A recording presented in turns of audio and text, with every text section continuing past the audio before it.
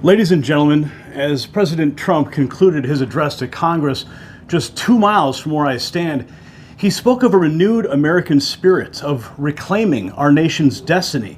His words resonate deeply with the journey that we've undertaken in the realm of media and free speech.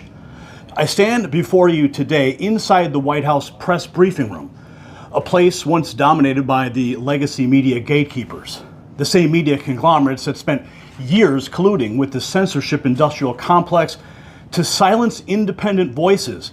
Well, they're now forced to share space with us. Think about that.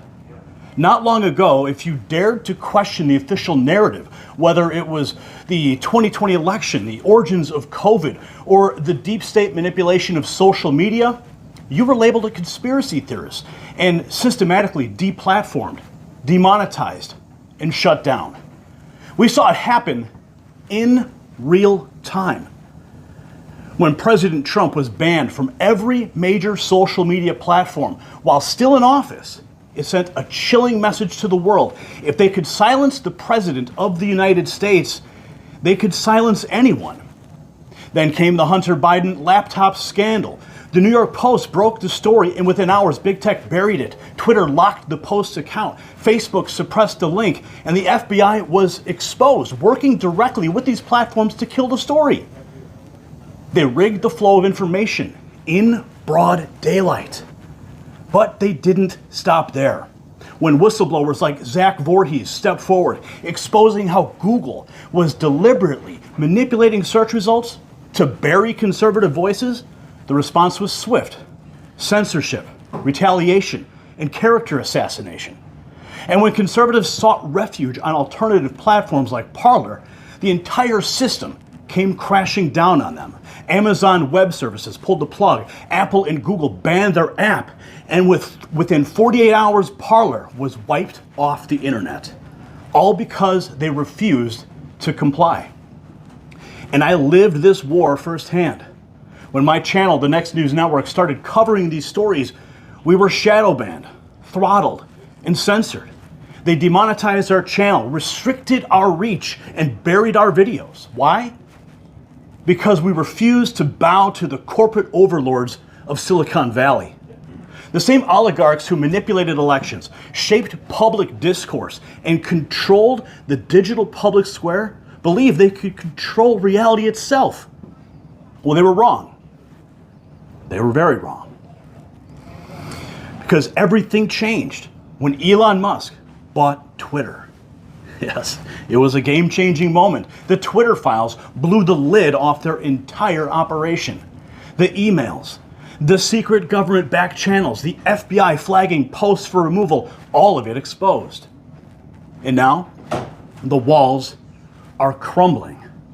The same big tech billionaires who blacklisted Trump, banned journalists, and controlled what you could say online are now walking into the White House, hats in hand, begging for a seat at the table.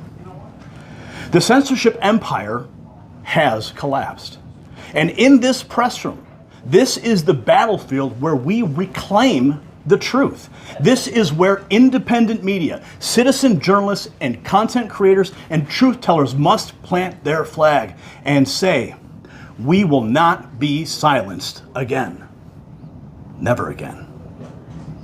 This fight, it didn't start yesterday. It's been raging for years. They, the corporate press, the Silicon Valley overlords, the deep state bureaucrats believed they could control the narrative forever. They had the tech, the money, and the institutions. But what they didn't have was you. Yes, you. They never counted on citizen journalists, independent platforms, and truth tellers standing their ground. And the moment they crossed the line, when they silenced a sitting U.S. president, when they rigged an election by burying critical information, when they deplatformed, demonetized, and canceled every voice that challenged them, this wasn't about misinformation. It was about power. And that is when the sleeping giant woke up. And then something even more unthinkable happened. Donald J. Trump returned to this White House. And suddenly, the same corporate elites who deplatformed him, the same Silicon Valley billionaires who banned him, the same media barons who called him a threat to democracy, they showed up to his inauguration. Sundar Pichai, Mark Zuckerberg, Tim Cook, the tech oligarchs who silenced a sitting president now groveling at his feet. We'll never forget that moment. Because here is the cold, hard truth. They never actually believed in the things they preach: free expression, open dialogue, independent journalism, all lies. It was never about protecting democracy. It was about controlling you. But the tide, it has turned. President Trump has ripped the press room away from the gatekeepers and handed it back to the people. That's why I am standing right here. That's why you are watching this.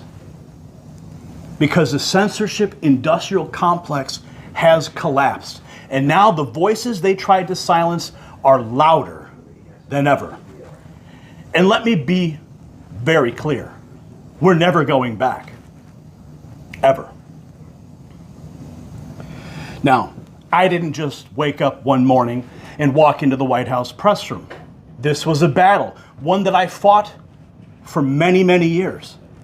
And like so many of you, I started with nothing. No corporate backing, no billionaire funding, just a microphone and a camera, and a mission to tell the truth when the mainstream media would not. And what happened? Well, they came for me. The censorship started slow. Videos quietly disappearing, subscriber counts freezing, views being throttled, and then it escalated. Strikes, demonetization, threats. The algorithms were rigged, and they made it clear. If you challenge their narrative, they will shut you down. But I refused to quit. I kept reporting. I kept exposing their lies. I kept speaking the truth that the corporate media was too scared to touch. And I wasn't alone. Tucker Carlson, the biggest voice in conservative media, fired from Fox News with zero explanation just months after running some of the most explosive reporting in television history. They thought if they could take him out, people would stop asking questions. But all they did was prove what we already knew. No one is safe from the censorship industrial complex. Not the president, not the biggest name in cable news, and certainly not independent journalists like me. But first, they came for Alex Jones, the godfather of the new media, banning him from every platform, erasing decades of work, and slapping him with $1 billion judgment, all to make an example of him. They wanted to scare us into silence, but it did not work. We were all up against the same machine. The censorship industrial complex, fueled by big tech, the deep state, and the corporate media cartel, hell-bent all on controlling public opinion. They thought that they had us beat. They thought that we would roll over, that we would give up, we would disappear. Instead, we built, we created, and we fought back.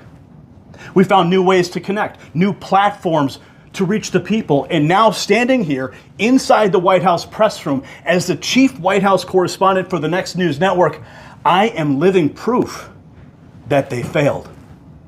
They tried to deplatform me. Now I'm standing in front of the most powerful podium in the world. They tried to shut me up, and I am now speaking louder than ever. And it's not just about me. It's about every independent journalist, every citizen reporter, every patriot who refused to be silenced. The barriers have been broken.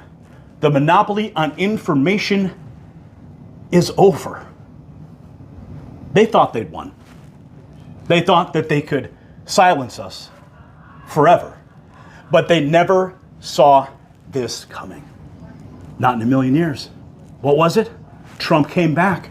And this time, he didn't just return. He took a sledgehammer to the censorship industrial complex, smashing it into a million pieces. And for the first time in history, independent journalists are in the White House.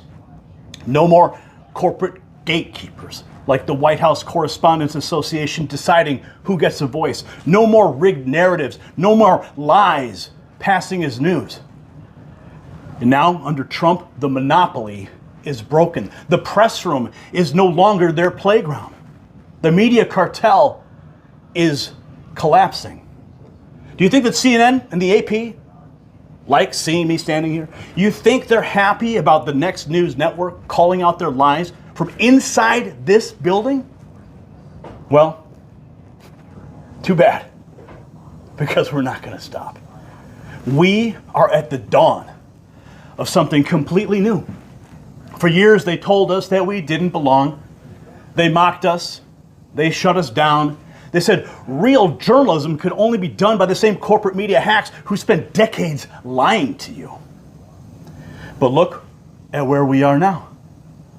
Right here, standing inside the White House, because the media landscape has changed forever. Independent journalists, citizen reporters, podcasters, investigators, truth seekers, we are the press now. We don't take marching orders from the deep state. We don't rewrite headlines to please the advertisers. We don't let some Silicon Valley algorithm decide which stories you get to see. And let me be crystal clear. This is just the beginning. Right now, across America, people like you are picking up cameras, launching channels, investigating corruption, and exposing the truth. This is your moment. Trump, he kicked the doors open. Now it's up to us to walk through. Because, let's be honest, the fight is far from over. The censorship industrial complex is still out there. The deep state is still working behind the scenes. The same people who tried to silence Trump, who rigged the news, who turned social media into a weapon of control, they have not stopped. They are watching, and they are waiting. They are praying that we lose momentum, that we get comfortable, that we squander this opportunity. We cannot let that happen. So if you are an independent journalist, keep going. If you're a citizen reporter, keep digging. If you're a viewer, a reader, a listener, support this movement and share the truth. Because there is no turning back. For the first time in history, the media belongs to the people. And we are never going to give it up again. I'm Gary Franchi, Chief White House Correspondent for the Next News Network. Stay tuned, because this is just the beginning.